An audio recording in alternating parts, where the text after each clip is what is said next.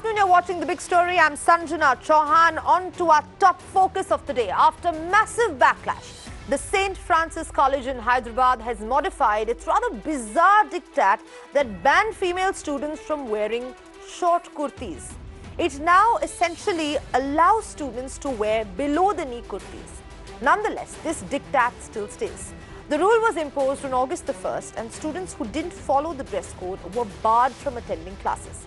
Now, after much public outcry, relentless protest, and of course, security guards hired just to check the length of these kurtas, the college finally modified the rule. But today we're asking if this dress code, aka diktat, is needed at all. Celebration that's happening right outside St. Francis College in Hyderabad, where in fact more than 1,000 students gathered together in protest against the management's decision to enforce the rule that they have to wear length of this kurti should be longer than the knee. That was the rule that was enforced. In fact, for the past 3-4 days, on a daily basis, they have in fact asking students whose kurta is not long enough to go back home. They're not allowed to attend classes. They have all broken out into celebrations here because from 8:45 in the morning they have been protesting, saying that this is a new rule, this is not part of the undertaking that we had signed when we had joined, wherein you had only mentioned wearing kurtis is compulsory and you can wear long tops. But where did this new idea of wearing a kurti longer than the length of your knee, the length of the kurti should be longer than your knee, where did that come from was a question that they're asking. Students were asked not to attend college. In fact, I have with me few students. What does this mean to you? Because from morning you have been protesting. How was it? Can you just quickly tell us the timeline of what exactly happened? It was really very tough for us, but still every one of us, with having a lot of patience, everyone were literally sitting under the sun. It was very, very sunny, but still we all made it. It feels so happy right now. What was the rule before and what is the rule now? What is the management actually answered today? Before they said to wear only kurtas or no cut shoulders, no crop tops, but we want kurtas, only just kurtas. Yesterday they said we want kurtas just inch above the knee. They said to stand outside our college. They are not allowing. Even the kurta is just inch above the knee. What? Yeah, they have their own choice. That is not good to issue a moral policing. Okay. We call it a moral policing, and I am calling this 1-inch politics. Okay. 1-inch politics. Mindset of men must be changed, not the dress of women. It's not true. And my colleague Paul now joining us live from St. Francis College. Paul, just take us through what was this earlier rule, what did the college attempt to do, and after that, what was the modification?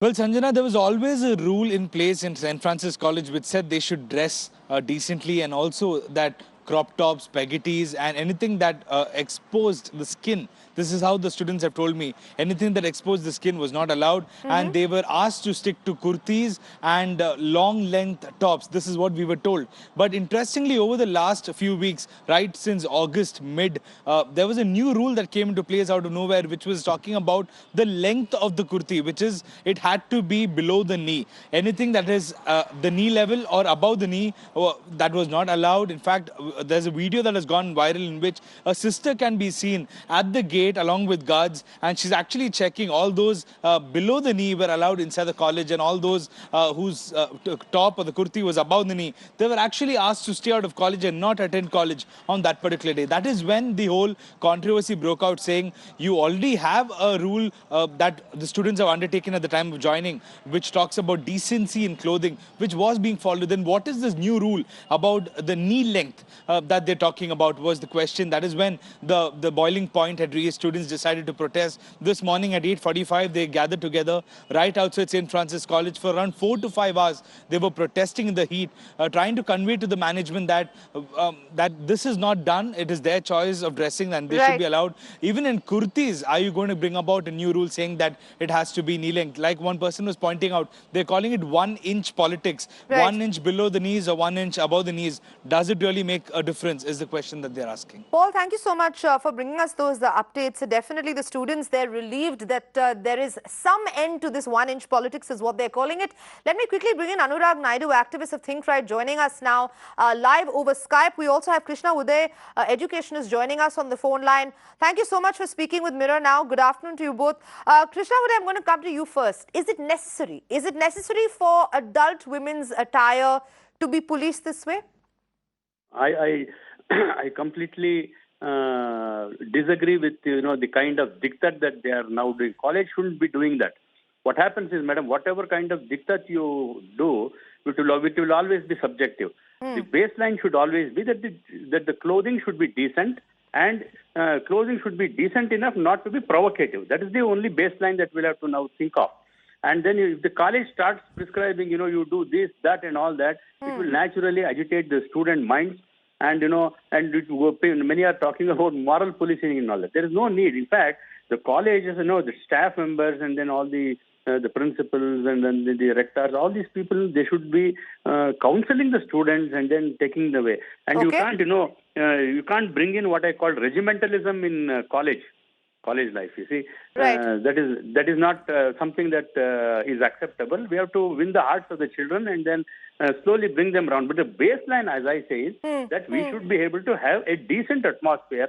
The clothing should be very decent in the campus life, right? Because today world over, co-education has become the baseline. Everybody wants co-education because boys and girls should be able to gel with the future society ahead of them. So decency should be the baseline. That is all I would say. And, if you start giving diktats and say 1 inch less, 1 inch more, knee, below knee, and all that, that diktat will end up in a big mess. Okay. Fair point. Anurag Naidu, let me bring you in here. Are you for the 1 inch politics? Are you for this, the modification of the ban, or even actually measuring how long or short a kurta should be? No, Sanjana, you have to understand. By the way, I'm so glad to see students rejoicing after a successful protest. But having said so, I slightly disagree with the kind of argument that is being put forth about politics and about women. It's not about politics.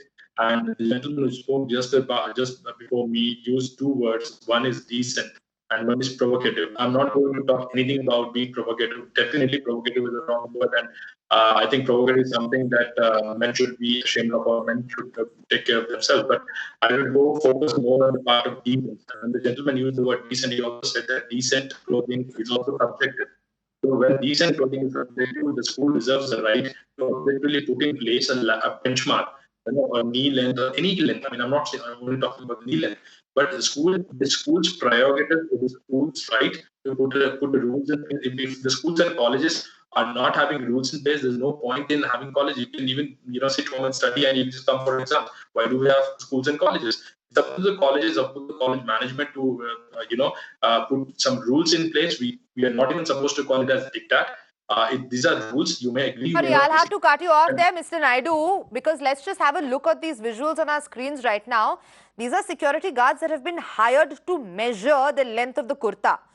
And I honestly feel that it seems a little strange that these dress codes are imposed in educational institutions that are meant to be imparting education to young men and women who are supposed to be made into liberal, free-thinking individuals. But if you're imparting things like this and you're not letting them sit for an exam, aren't you coming in the way of quality education, Mr. Naidu? Absolutely not. Absolutely not. Okay. Every college has its distinct rule. Every college is distinct by its nature. But with a measurement and a security guard at the gate, stopping women from entering and giving their examinations because their kurta is probably not a little below their knee? Sanjana, it is up to St. Francis. St. Francis is one of the most elite colleges in Hyderabad. It's top for its education and the quality of education.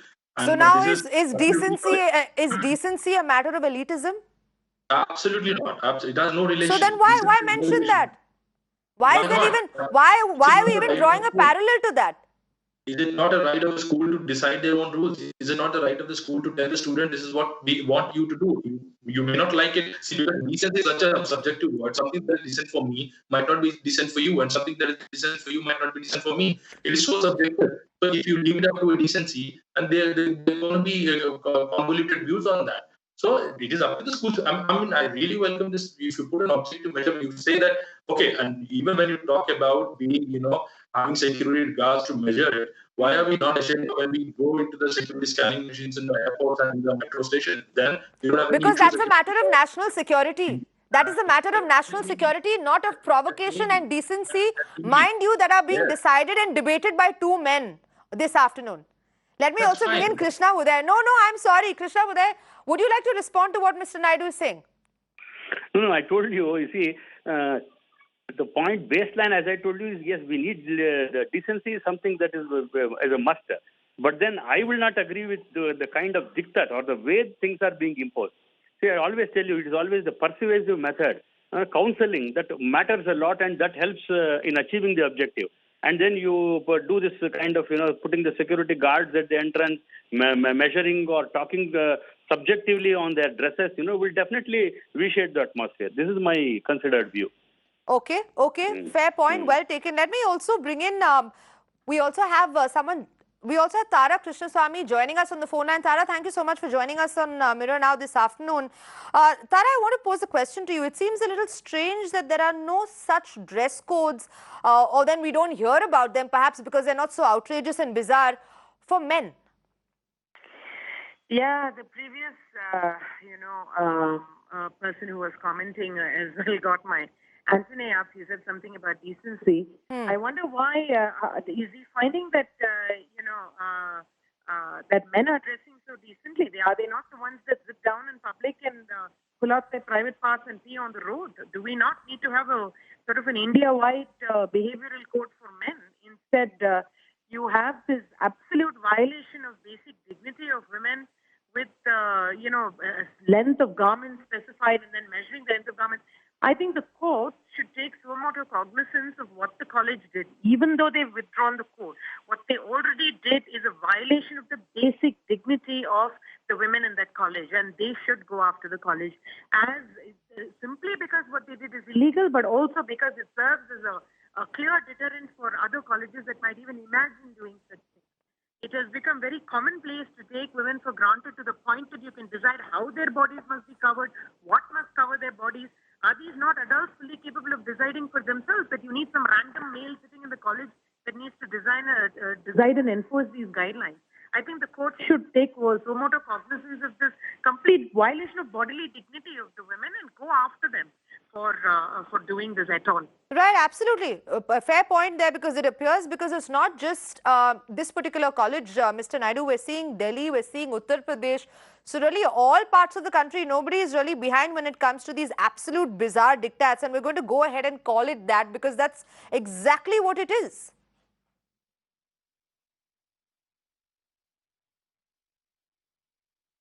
Anurag Naidu, are you there? Yes.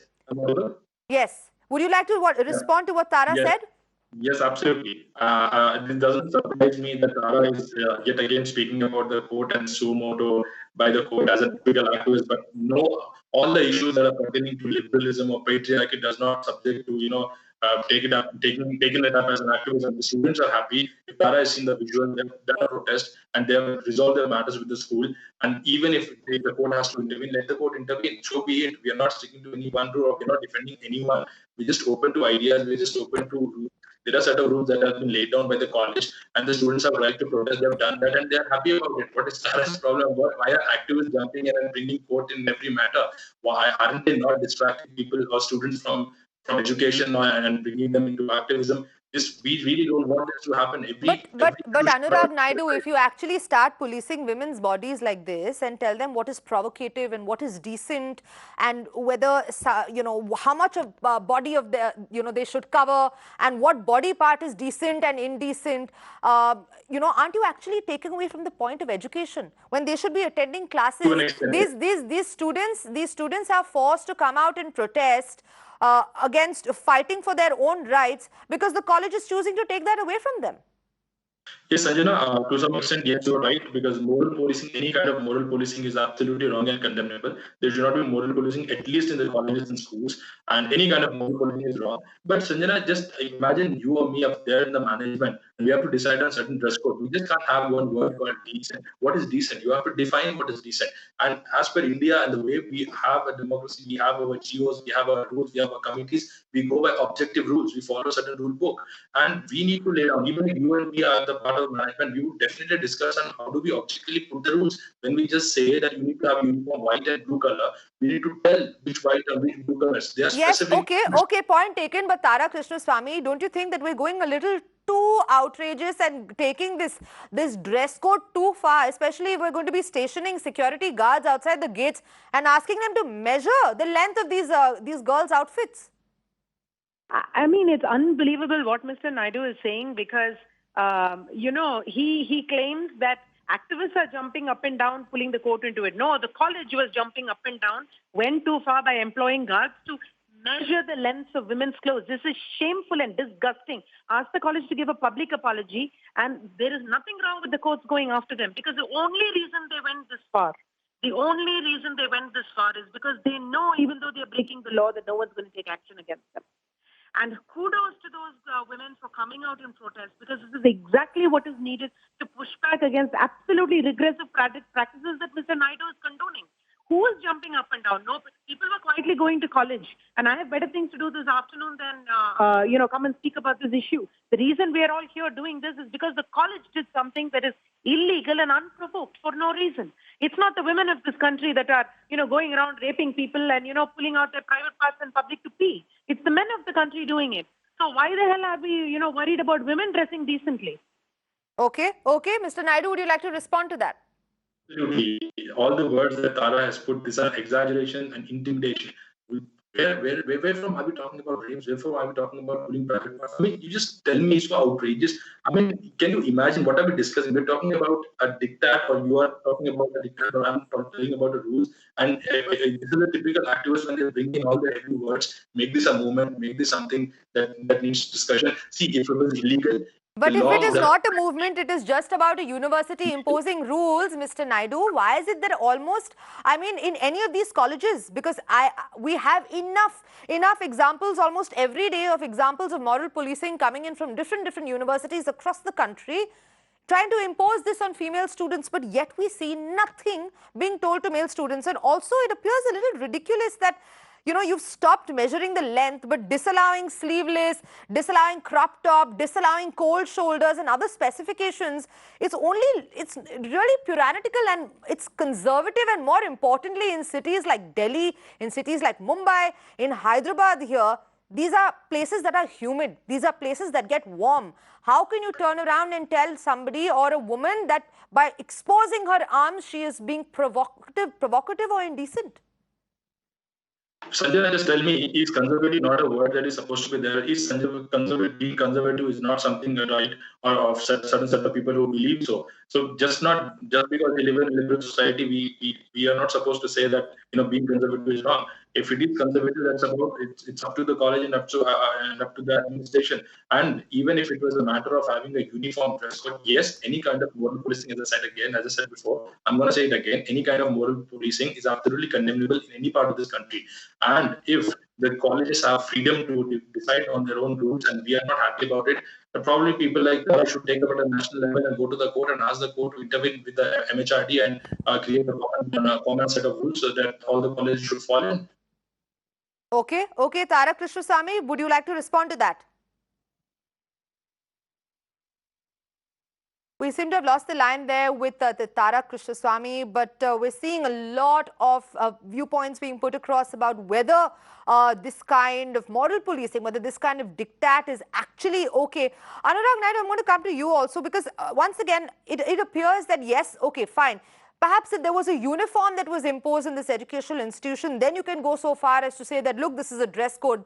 But having such specifications, isn't that actually taking away and violating these female students' rights? No, it's not violating the female students' right because we do not have, dressing doesn't come under the rights or the basic rights. Dressing is so personal, and when they are in the school, in the college, they sign a declaration. before an admission, we all sign a declaration with the college that we are attending. There are set of rules. We are supposed to sign a declaration. When we are not happy with it, or when we're not satisfied with it, we are free not to sign a declaration and go to any other college. So every college has its own set of rules. See, these colleges, some comes from the missionary background, some come from some background of mosque, some come from the background of Waqf board. Some colleges are there from the Hindu society, some college. So these are diverse. They promote their own, what they think is the right way of imparting education. And not only education, but if it is about any kind of rules, we sign a declaration, we stand by it, we agree to it before we go to the college. Why are we not protesting then, and why are we coming in now and protesting? Yes, if there is a modification such like But I'm undertaking, quite sure, Mr. Naidu, that at the time of admission, they want me to sign any declaration. Krishna Uday, is it common that during the time of admission, female students are given a form like this where they sign a declaration where they okay a security guard to come and check the length of their clothes? I don't think so. No. May not be in those specific terms, but usually a declaration is taken from the students, whether they are boys or girls, that they should be decently dressed and then coming to the college and all. Then many colleges do take such an undertaking at the time of admission. That is one thing. Madam, one thing you have to observe here. You see, all rights come with some kind of a reasonable restriction. It is not that no right is absolute, and therefore my feeling is the college insisting on a kind of a decent clothing or something that is not. What I am talking, I am not gender biased. I don't say it should be applicable. It's not applicable only for the girl students and not the boys. See, it is generally for all students, and therefore, but the one thing that I didn't like is this moral kind of policing, and that using the security guards and all these things, because there are teachers and there are heads of the institutions who can counsel, bring the children around, convince them, and these are all. Otherwise, if you put everything on in writing and then make it very subjective, then all sorts of problems are created. The crisis is as is seen today. There are many institutions even today following a reasonably acceptable dress code, and that is prevalent all over the country. It is happening everywhere. So my suggestion is that instead of giving the diktat, they should withdraw the diktat and try to bring these students around for an acceptable, decent clothing or right. But what they've done is actually modified it. Tara Krishnaswamy back with us on the phone line. Tara, do you agree with even the modification? Because even then there are a host of specifications that have come. There is no sleeveless clothes. There is no crop tops. There is no cold shoulder is what they are saying. It's sometimes some of them seem a little outrageous, especially if we're talking about cities that have particularly a humid climate and temperature. See, the whole notion in India that an adult doesn't have the ability to, or the agency, or isn't allowed the agency to make their own decision is just preposterous. This is why I say, if you can't teach if you shouldn't be teaching these women how to dress, the committee themselves needs to be taught how to behave. This is not what a committee should be doing. Let them make the courses so interesting that India produces. There's not a single Indian college or university in the top 300, in the top 400 in the world. What are they doing? What are these committees doing? Why are they spending so much time on what the girl students are wearing as opposed to what the students are studying, right? So I think the problem is that if you don't respect the agency of adults, then this is exactly where the court needs to intervene and say, buzz off. They're completely interfering with another person's right of choice. Right. If the women make a mistake, they make a mistake. If you want to, if you're unhappy with the deal with women wearing sleeveless clothes, I think you should get off the committee and have some other people in the committee who are worried more about the quality of the college than worried about what the women are wearing. Right. Why are all these men on the panel so worried about women's decency? I don't understand. The generic notion of women's decency seems to define the entire set of worries in the male head. As if women are by nature indecent, and on the roads you're seeing all kinds of things, and that's bringing down the country. I'll tell you, most of the time, as we know, according to police records, is committed by men. Right. Tara Krishnaswamy, thank you so much for putting that in perspective. Anurag Naidu for joining us on the phone line, and Krishna Uday as well. It appears that the St. Francis College now has modified this bizarre diktat that they try to impose on their female students. But we're asking the big questions today. Why subject mostly female students to these dress codes? Aren't dress codes being taken too far and too outrageously by universities across the country? Thank you so much for watching Mirror Now.